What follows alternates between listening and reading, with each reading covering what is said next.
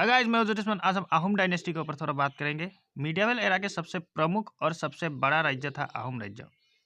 अपर और मिडिल असम में खास करके अहोम डायनेस्टी रूल किया करते थे। ये डायनेस्टी 600 साल तक असम पे रूल किया। अब आइए अहोम के कुछ राजाओं के बारे में थोड़ा जानते हैं। सुकाफा ने अहोम डायनेस्टी का स्थापना किया था। जब कामरूप में जनजातीय के बीच युद्ध होकर कामरूप का बंटवारा हो चुका था और कामरूप का राजनीतिक प्रशासन काफी वीक हो चुका था, तभी दक्षिणी चीन के मुंगमाओ राज्य के प्रिंस सुकाफा ने 1228 में पाटकाई से होकर असम में प्रवेश किया। सुकाफा ने असम में प्रवेश करने के बाद अपने आप को राजा घोषित किया। सुकाफा ने अपने साथ 9000 लोगों के साथ साथ काफ़ी सारा हथियार भी लाया था। धीरे धीरे सुकाफा दिसंग नदी की ओर बढ़कर नामरूप में पहुंचा। उसके बाद अपना कैपिटल बनाने के लिए दिहिंग टिपान, हिमोलुगुड़ी, अभयपुर, हाबुंग, लिगरी गांव, हलोगुड़ी आदि एरिया को सिलेक्ट किया था। लेकिन फ्लड और अन्य कुछ कारणों से परमानेंट कैपिटल नहीं बना सका। आखिर में जाकर 1853 में सरायदेव में परमानेंट कैपिटल बनाया। सरायदेव खेती के लिए उपजर जमीन था और वहाँ पर फ्लड का भी कोई समस्या नहीं। ऐसे ही सुकाफा ने अहोम को परमानेंटली एस्टेब्लिश किया था। सुकाफा का राज्यों का सीमा ईस्ट में बुढ़ीदिहिंग नदी, वेस्ट में दिखो नदी, नॉर्थ में ब्रह्मपुत्र और साउथ में नागा हिल्स के बीच था। सुकाफा एक दूरदर्शी राजा थे। सुकाफा और उसके राज्यों के लोग असम के कल्चर को अपनाया था। मट्टक मरान को उनके राज्यों के प्रशासनिक अधिकारी बनाकर उनका मन जीत लिया था और कुछ जनजाति लोगों को सांगमाई, भोराली, बेज, जोराधरा, कुकुरसुआ आदि को काम करने के लिए रखा था। बाद में मरान मटक ने अहोम का ही कल्चर अपनाया। अहोम के अंडर रहने वाले राजाओं को भी सम्मान मिलता था। सुकाफा ने बुढ़ा गुहाई और बोर गुहाई 2 पद बनाया था। वहाँ पर रहने वाले लोगों से अच्छे व्यवहार और अच्छे काम करके उनका दिल जीत लिया था। सुकाफा ने काम करने के लिए फेथफुल और शक्तिशाली लोगों का चयन किया था। राजा होकर सुकाफा ने बाकी राजाओं के साथ कूटनीतिक संबंध बनाया था। सुकाफा के बाद के राजाओं ने भी इसी डिप्लोमेसी का फॉलो किया। सुकाफा ने 39 ईयर्स 4 मंथ 15 डेज रूल किया था। 1268 में सुकाफा का देहांत हुआ। सुकाफा के बाद सुसेउफा, सुबिनफा, सुखमफा, सुखरांगफा, सुटुफा, ताओखामती ने रूल किया था। सुदंगफा। अहोम स्वर्गदेव सुदंगफा 1397 में राज सिंहासन पर विराजे। जीवन के पहले फेज में ब्राह्मण के घर में बड़ा हुआ था, इसीलिए उनको बामुनी कुंवर भी कहा जाता है। सुदंगफा ने ही पहले हिंदू रीति रिवाज को अपनाया था और उनके समय ही हिंदू का दबदबा अहोम डायनेस्टी पे देखने को मिलता था। सुदंगफा ने शिवसागर से 16 किलोमीटर दूर दिहिंग नदी के किनारे चारगुआ में राजधानी एस्टेब्लिश किया था। पहली बार सुदंगफा ने अहोम डायनेस्टी पर हिंगोरी घर उठा रिवाज का प्रचलन किया था। हिंगोरी घर एक घर था जो राजा के राज्य अभिषेक के लिए बनाया जाता था। राजा हिंगोरी घर में उठने के समय हिंगोरी ट्री से 3 घर बनाया जाता था। पाटघर, हुलुंग घर और हिंगोरी नाम से उन घरों को जाना जाता था। राजा पहले पाटघर में, उसके बाद हुलुंग घर में और उसके बाद आखिर में हिंगोरी घर में उठते थे। पाटघर में उठने से पहले पवित्र स्थानों से लाए जाने वाले पानी से राजा को नहलाया जाता था। राजा को एक चांग घर के ऊपर नहलाया जाता था और घर के नीचे 2 आदमी को रखा जाता था। राजा के नहलाए हुए पानी उन 2 आदमी पे पड़ता था और बाद में ये 2 आदमी को सोना चांदी देकर राज्यों के बाहर छोड़ दिया जाता था। कहा जाता है कि ये 2 आदमी राज्यों के सारी बाधा, अशांति, दुख दर्द लेकर जा रहे हैं। उनको नेसा जुआ भी कहते हैं। सुदंगफा के दिन में ही अहोम और टिपाम के बीच युद्ध हुआ था। आखिर में दोनों ओर के मंत्रियों ने शपथ लिया कि आगे युद्ध नहीं करेगा। यह शपथ मुर्गा काट कर लिया गया था। जिस जगह पर मुर्गा काटा गया था उस जगह को पाटकाई कहा गया, क्योंकि पाट का अर्थ था काटा जाना और काय का अर्थ था मुर्गा, इसलिए इस जगह का नाम पाटकाई पड़ा। 1407 में सुदांगफा का देहांत हुआ। सुदांगफा के बाद सुजांगफा, सुफांगफा, सुसेनफा, सुहानफा और सुपिनफा आहूम का राजा बना। सुहुंगमुंग। सुपिनफा के मृत्यु के बाद 1497 में उनके पुत्र सुहुंगमुंग आहूम का राजा बना। राज सिंहासन मिलने पर उन्होंने हिंदू नाम स्वर्गनारायण ग्रहण किया। इस स्वर्गनारायण से ही स्वर्गदेव शब्द मिला हुआ है। स्वर्गदेव बोल के राजा को संबोधित किया जाता था। स्वर्गनारायण ने अपना राजधानी बकता को बनाया था। बकता दिहिंग के किनारे था, इसीलिए उनको दिहिंगिया राजा भी कहा जाता था। स्वर्गनारायण बहुत ही बुद्धिमान और अच्छा राजनीतिक राजा थे। उन्होंने सुतिया राज्य को युद्ध करके हराया था। स्वर्गनारायण के दिन में ही सेंसस स्टार्ट हुआ था और उनके समय मुसलमानों ने 3 बार असम पे आक्रमण किया था, लेकिन स्वर्गनारायण के नेतृत्व में आहूम ने मुसलमानों को पराजित किया। मुसलमान के इस आक्रमण के वजह से ही गोली बारूद का इस्तेमाल करना आहूम लोगों ने सीखा था। इससे पहले सिर्फ तलवार धनुष का इस्तेमाल होता था। 1539 में अपने पुत्र के षड्यंत्र पे कछाड़ी के हाथों स्वर्गनारायण ने अपना जान गंवाया। सुक्लेंगमुंग। 1539 में सुहुंगमुंग का बड़ा बेटा सुक्लेंगमुंग राजा बना। पिता को मार के वो राज सिंहासन पे विराजे थे। राजा बनकर उन्होंने राजधानी बकता से गोड़गांव लेकर गया, इसीलिए उनको गोड़गया राजा भी कहा जाता है। उनके समय कई बार कोस के साथ युद्ध हुआ था। उन्होंने गोड़गांव का तालाब खुदवाया और नागा अली को बनवाया था। 1552 में उनका देहांत हुआ था। सुखाम्फा। सुक्लेंगमुंग के मृत्यु के बाद 1552 में उनका पुत्र सुखाम्फा राजा बना। एक बार स्वर्गदेव शिकार करने के लिए गए थे और हाथी से गिरकर उन्होंने एक पैर खोया था, इसीलिए उनको खुरा राजा भी कहते हैं। उनके समय कोस के साथ युद्ध हुआ था और कोस से पराजित होकर कोस के सामने सरेंडर किया था, लेकिन बाद में फिर से हारे हुए एरिया को अपने कब्जे में लिया। 1603 में सुखाम्फा का देहांत हुआ था। सुसेंगफा। सुखाम्फा के मृत्यु के बाद उनका पुत्र राज सिंहासन पर विराज हुआ। राजा होने के बाद हिंदू नाम प्रताप सिंह ग्रहण किया। उनके समय ही आहूम मुगल के बीच कई बार युद्ध हुआ। इस युद्ध में प्रताप सिंह ने अपने युद्ध कौशल का परिचय देते हुए मुगल को हराया था और मुगल को हराने के बाद आहूम का राज्य ब्रह्मपुत्र के उत्तरी बरनदी और दक्षिण में असुर अली तक बढ़ गया था। प्रताप सिंह ने कलियाबर के लोअर पार्ट को शासन करने के लिए बरफुकन पद बनाया था और 3 मंत्री जो बोरगुहाई, बुढ़ा गुहाई और बोरपत्र गुहाई के शासन के बाहर रहने वाले राज्यों को संभालने के लिए बोरबरुआ पद को बनाया था। मुमाई तामुली बोरबरुआ पहला बोरबरुआ था।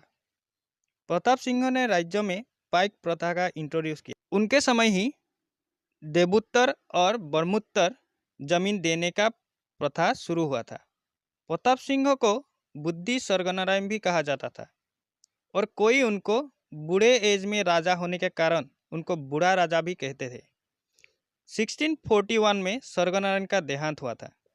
सुपुंगमुंग। स्वर्गदेव जयध्वज सिंह का कोई पुत्र नहीं था, इसीलिए आहूम राज्य के अधिकारियों ने मिलकर देवराजा नाम का एक आहूम प्रिंस के ग्रैंडसन सुपुंगमुंग को राजा बनाया। राजपाट मिलने पर सुपुंगमुंग ने हिंदू नाम चक्रध्वज सिंह ग्रहण किया। मुगल के अंडर रहने से बेहतर वो मरना ही अच्छा मानते थे, इसलिए चक्रध्वज मुगल पर अटैक करने के लिए रेडी हुआ। मुमाई तामुली बोरबरुआ के पुत्र लाछित को बोरफुकन बनाया गया। राजनीतिक आतनु बुरागुहाई ने भी चक्रध्वज का साथ दिया था। 1667 के अगस्त के महीने में लासित बोरफुकन के नेतृत्व में आहूम ने मुगल से गुवाहाटी और पांडु को अपने कब्जे में लिया। चक्रध्वज सिंह के दिन में ही तेलियाडोंगा से जाजीमुख तक आहूम राज्य विस्तार हुआ। 1669 में स्वर्गदेव सुपुंगमुंग का देहांत हुआ था। सुनातफा। चक्रध्वज सिंह के मृत्यु के बाद उनके बड़े भाई सुनातफा आहूम सिंहासन पर विराजे। हिंदू नाम था उदयादित्य सिंह। उनके समय ही 1671 में बैटल ऑफ सरायघाट हुआ था। आहूम सेनापति लासित बोरफुकन के नेतृत्व में आहूम ने मुगल को पराजित किया था। इस युद्ध के बाद आहूम और मुगल राज्य का सीमा माना नदी तक बना दिया गया था।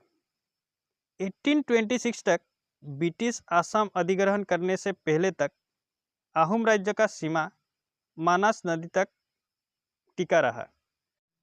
उदयादित्य के राज के समय ही आक्रमण से बचने के लिए गुवाहाटी में रामगढ़, पानीगढ़ और बैरागी आली बनवाया गया था। 1673 में देबरा हजारिका नाम का एक आदमी ने पॉइजन देके उनको मार डाला था। सरायगढ़ के युद्ध के बाद आहूम राज्य पे अंतर्युद्ध होने लगे। उदयदित्य के हत्या के बाद शुक्लांफा रामधस सिंह नाम लेकर सिंहासन पे विराजे। देबरा हजारिका को बोरबरुआ बनाया गया। देबरा बोरबरुआ था, लेकिन राज्य वो ही चलाता था। लेकिन राज्य के प्रजा काफ़ी ज़्यादा नाखुश थे। आखिर में मंत्री आतन बुरगोहाई के षड्यंत्र में देबरा को हत्या किया गया। सुलीकफा। उस समय सबसे सेल्फिश राजविषय थे लालूखुला बरफुकन। पावर पाने के लिए लालूखुला ने आतनु बुरगोहाई को हत्या किया था। आहूम राज्य में हुए अराजकता और विद्रोह का फायदा उठाकर लालूखुला ने सुलीकफा को राजा बनाया। राजा बनाकर लालूखुला ने अपनी बेटी को सुलीकफा से शादी देकर आहूम राज्य का राजमंत्री बना। सुलीकफा बहुत ही कम एज में राजा बना था, इसलिए उसको आसामीज लैंग्वेज में लोरा राजा बोलते थे। राजा होकर हिंदू नाम रत्नोदय सिंह ग्रहण किया। लालूखुला सुलीकफा को राजा बनाने के बाद कोई और राजा ना बन सके, इसीलिए जो आहूम के लोग राजा बनने के लिए योग्य थे उसको पकड़कर मारने लगे थे। लेकिन गदापानी जो गोबर राजा का पुत्र था, उनको मारने में या उसकी अंग की क्षति पहुंचाने में वो लोग असमर्थ हुए थे। उस समय के अनुसार अगर किसी के बॉडी पे कुछ अंग ना हो तो वो आहूम सिंहासन पर नहीं बैठ सकता। लेकिन गदापानी भाग खड़ा हुआ और उसको पकड़ने में वो लोग असमर्थ हुए थे। गदापानी कहाँ जाकर छुपा उसका पता लगाने के लिए लालूखुला ने गदापानी की पत्नी जयमती को कैद किया और जेरेंगा पत्थर में बांध कर रखा था और जयमती को पीट पीट कर गदापानी के बारे में पूछने लगा कि वो कहाँ है। लेकिन वीरंगना ने अपने पति के ऊपर रहने वाले प्रेम के कारण वो मुंह ना खोला। आखिर में बहुत पनिशमेंट के बाद जयमती का मृत्यु हुआ, लेकिन फिर भी गदापानी कहाँ है वो किसी को नहीं बताया। अति दुर्बल सुलीकफा सिर्फ नाम का राजा था। उसके राजभिखय ने ही राज्य चलाने का काम किया करते थे। जयमती के मृत्यु के बाद लालूखुला का अत्याचार प्रजा के ऊपर बढ़ गया था और आखिर में लालूखुला का बॉडीगार्ड ने ही आखिरकार लालूखुला का हत्या किया था। सुपातपा ही गदापानी का नाम था। सुलीकफा ने गदापानी को मारना चाहा तब गदापानी नागापहाड़ में जाकर छुपे हुए थे। पत्नी जयमती के मृत्यु के खबर सुनकर गुवाहाटी के रहने वाले बदन चंद्र बरफुकन के मदद से उन्होंने सुलीकफा को हत्या किया और राज सिंहासन पर बैठा और हिंदू नाम गदाधर सिंह ग्रहण किया। राजा बनकर ही मुगल के हाथों से गुवाहाटी को मुक्त किया। 1681 में हुए मुगल के खिलाफ इस युद्ध को असम के इतिहास में इटाखुली का युद्ध के नाम से जानते हैं। इटाखुली का युद्ध ही आहूम और मुगल के बीच आखिरी युद्ध था। गदापानी शक्ति की उपासना करते थे।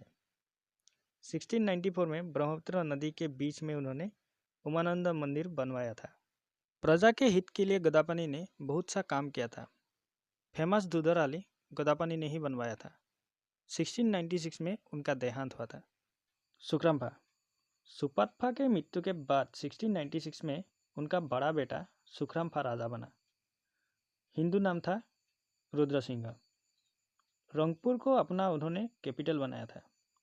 उनके माता जयमती के मेमोरी में उन्होंने जयदल, जयसागर पुखुरी और रंगपुर में रंगघर, कारेंघर, नामदांग स्टोन ब्रिज आदि बनवाया था।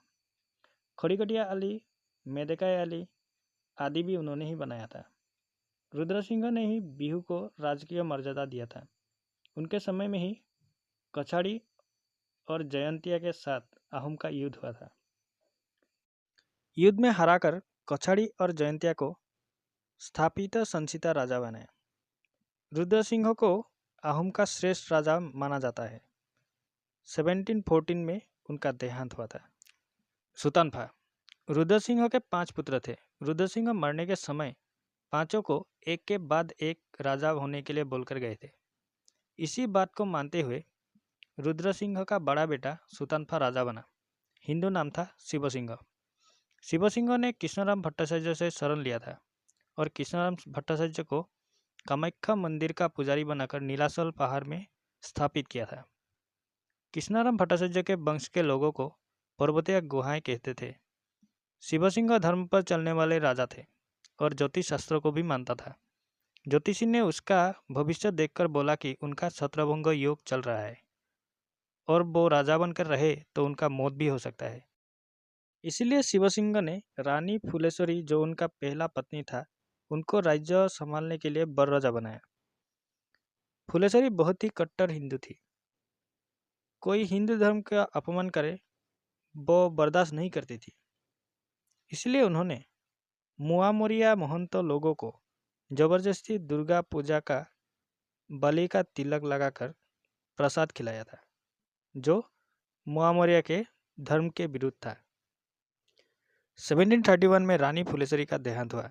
फुलेश्वरी के मृत्यु के बाद शिवसिंह ने देवपादित को शादी किया और फुलेश्वरी के पोस्ट पे अपॉइंट किया था। बड़राजा बनकर देवपादिक ने अंबिका नाम ग्रहण किया। अंबिका के समय ही शिवसागर का शिवोदल बनवाया गया था। 1741 में अंबिका का मृत्यु हुआ। उसके बाद शिवसिंह ने सलाल गोहाई की बेटी अनादरी को शादी करके सर्वेश्वरी नाम दिया और सर्वेश्वरी को बड़राजा बनाया। स्वर्गदेव शिवसिंह के समय ही धायली बनवाया गया था। रानी फुलेश्वरी ने गौरीसागर तालाब और उनके बहन अंबिका ने शिवसागर तालाब खुदवाया था। शिवसिंह के समय में ही सुकुमार बोरकाठर ने हस्ती विद्यानगर के साथ साथ अन्य ग्रंथ लिखा था और संस्कृत से असमिया में अनुवाद भी किया था। 1744 में शिवसिंह का मृत्यु हुआ था।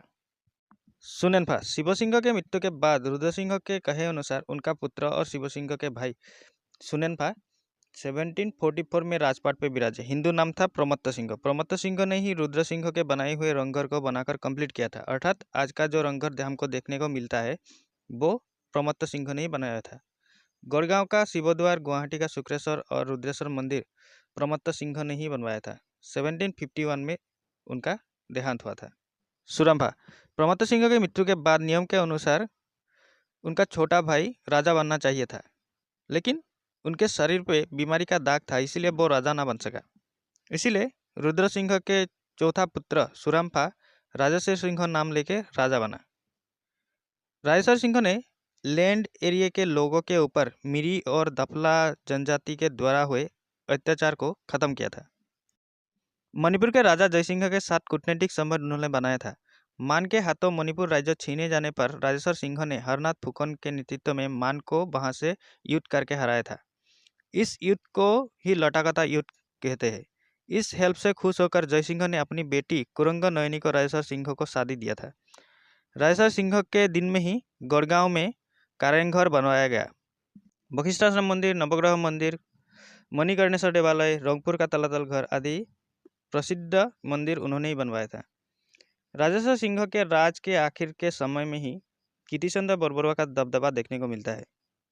कीर्तिचंद्र बरबरुआ के सहयोगी राजा का आदेश नहीं मानते थे और उसी समय से ही आहूम डायनेस्टी काफ़ी कमजोर हो चुका था। 1769 में राजेश्वर सिंह का मृत्यु हुआ था। सुनेतफा। राजेश्वर सिंह के मृत्यु के बाद राजा बनने के लिए डिबेट होने लगे। कीर्तिचंद्र बरबरुआ ने परंपरा के अनुसार रुद्र सिंह के नाबालक पुत्र सुनेतफा को राजा बनाना चाहा, लेकिन बोरगोहाई ने सुनेतफा को अवैध पुत्र बताया और राजेश्वर सिंह के बड़े बेटे को राजा बनाने के लिए मत दिया। लेकिन आखिर में सुनेतफा को ही राजा बनाया गया। पर्वतीय गुहाई ने उनको अवैध बताकर शरण देने से मना किया। तभी सुनेतफा बंगाल के नौगुहाई से शरण लिया। सुनेतफा ने हिंदू नाम लक्ष्मी सिंह ग्रहण किया। लक्ष्मी सिंह नाम का राजा था। राज्य तो कीर्तिचंद्र बरगोहाई ही चलाता था। उनके समय में ही मुआमोरिया विद्रोह आरंभ हुआ था। 1769 में मुआमोरिया ने आहूम के खिलाफ विद्रोह करके रंगपुर को अपने कब्जे में लिया था। इस विद्रोह में लक्ष्मी सिंह को कैद किया और कीर्तिचंद्र को मार डाला था और मुआमोरिया के रमाकांत को राजा बनाया था। लेकिन मुआमोरिया का राज को 1 साल हुआ ही नहीं था, तभी फिर से लक्ष्मी सिंह को राजपाट वापस मिल गया। लेकिन इस बार वो राज्य के लोगों पर मुआमोरिया के नाम पर अत्याचार करने लगे। 1780 में लक्ष्मी सिंह का देहांत हुआ था। सुहित पांगफा, स्वर्गदेव लक्ष्मी सिंह के बाद उनका पुत्र सुहित पांगफा राजा बना। हिंदू नाम था गोरीनाथ सिंह। राजा बनकर वो मुआमरिया पर अत्याचार चलाने लगे और आखिर में जाकर ये मुआमरिया आहूम का घोर शत्रु बन चुका था। 1782 में मुआमरिया ने फिर से विद्रोह शुरू किया। राजमंत्री पुनानंद बुरगोहाइन के नेतृत्व में आहूम ने इस विद्रोह को खत्म किया, लेकिन संपूर्ण खत्म करने में असमर्थ रहे और मुआमरिया के लगातार हमले पर आहूम डायनेस्टी भी कमजोर हो चुका था। 1786 में मुआमरिया ने गौड़गांव अपने कब्जे में लिया तो गोरीनाथ सिंह गुवाहाटी भाग गया। गोरीनाथ ने ब्रिटिश के मदद से मुआमरिया के इस विद्रोह को खत्म करना चाहा। 1792 में कॉर्नवालिस ने वेल्स के नेतृत्व में एक फौज असम पे भेजा और मुआमरिया विद्रोह को खत्म किया और गोरीनाथ सिंह को फिर से राजा बनाया। 1792 से 1794 तक ब्रिटिश फोर्स असम पे ही रहा। 1794 में कैप्टन वेल्स बंगाल चले गए तो फिर से मुआमरिया ने जगह जगह पे विद्रोह करना शुरू किया। गोरीनाथ ने अपना कैपिटल रंगपुर से जोरहाट तक लेके गया। सभी आहूम राजा के बीच गोरीनाथ सिंह ही सबसे अनकेपेबल, अत्याचारी और वीक राजा थे। 1795 में गोरीनाथ सिंह का मृत्यु हुआ था। शुक्लिंगफा, स्वर्गदेव गोरीनाथ सिंह के मृत्यु के बाद आहूम राजमंत्री पुनानंद बुरागोहाइन ने 1795 में गदाधर सिंह का वंशज किनाराम को राजा बनाया। हिंदू नाम था कमलेश्वर सिंह। उनके समय ही द्वंद्वा द्रोह हुआ था।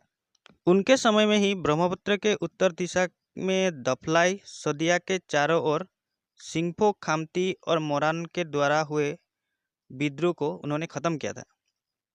15 साल राज करने के बाद 1810 में स्वर्गदेव शुक्लिंगफा का बसंत रोग में मृत्यु हुआ था। सुडिनफा, स्वर्गदेव कमलेश्वर सिंह के मृत्यु के बाद उनके बड़े भाई सुडिनफा 1810 में राजा बना। हिंदू नाम था चंद्रकांत सिंह। उनके समय ही सतराम ने पुनानंद को षड्यंत्र करके हत्या करना चाहा, लेकिन वो पकड़ा गया था। सतराम चंद्रकांत का दोस्त था। चंद्रकांत नाम का राजा था, लेकिन राज्य पूरा पुनानंद ही चलाते थे। पुनानंद को मारने के षड्यंत्र में बदन बरफुकन को भी वो पकड़ना चाहा, लेकिन बदन की बेटी पुनानंद के बड़े बेटे उरेशनाथ के साथ शादी हुआ था।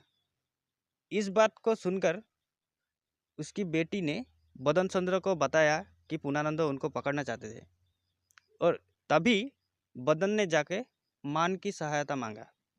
1816 में बदन के सहायता के लिए 8000 सैनिक बदन के साथ असम आक्रमण के लिए भेजा। इस आक्रमण में मान ने आहूम को पराजित किया। इस खबर को सुनते ही पुनानंद चल बसे। बहुत लोगों का मानना था कि पुनानंद ने सुसाइड किया था। पुनानंद के मृत्यु के बाद बदन का अत्याचार बढ़ गया था। तभी रूप सिंह सूबेदार ने बदन को हत्या किया था। मान आहूम को हराकर फिर से ब्रह्मदेश चले गए। तभी पुनानंद के पुत्र ऋषिनाथ बुरागोहाइन ने सेना जुटाकर चंद्रकांत का अंक का क्षति पहुंचाया और पुरंदर सिंह को राजा बनाया। बदन का हत्या और चंद्रकांत सिंह के सिंहासन छीन लेने के बात को सुनकर मान ने 1819 में फिर से असम पे आक्रमण किया। इस आक्रमण में जोरहाट को कब्जे में लेकर मान ने फिर से चंद्रकांत को राजा बनाया। मान बहुत ही क्रूरता से युद्ध करते थे और किसी के ऊपर दया नहीं जताता था। ये बात चंद्रकांत के आंखों के सामने था। जब मान असम से चले गए तब चंद्रकांत ने मान के आए हुए रास्ते पर मान कभी असम ना आ सके इसीलिए एक वॉल बनाना शुरू किया। इस बात को सुनकर मान काफ़ी ज़्यादा नाखुश हुआ और गुस्से में आ गया और इसीलिए 1821 में असम पे उन्होंने तीसरा अटैक किया। इस बार मान ने फिर से आहूम को हराकर असम से वापस नहीं गया और जोगेश्वर सिंह को राजा बनाया। चंद्रकांत ने आखिरी कोशिश करते हुए मान के साथ मोहगढ़ का युद्ध लड़ा। आखिर में ब्रिटिश को असम में बुलाकर मान को हटाना पड़ा और ब्रिटिश के असम आकर मान को पराजित करने से ही आहूम डायनेस्टी का अंत हुआ था। तो गाइस, आपको ये वीडियो कैसा लगा आप मुझे कमेंट बॉक्स में ज़रूर बताइएगा। जय आयखम।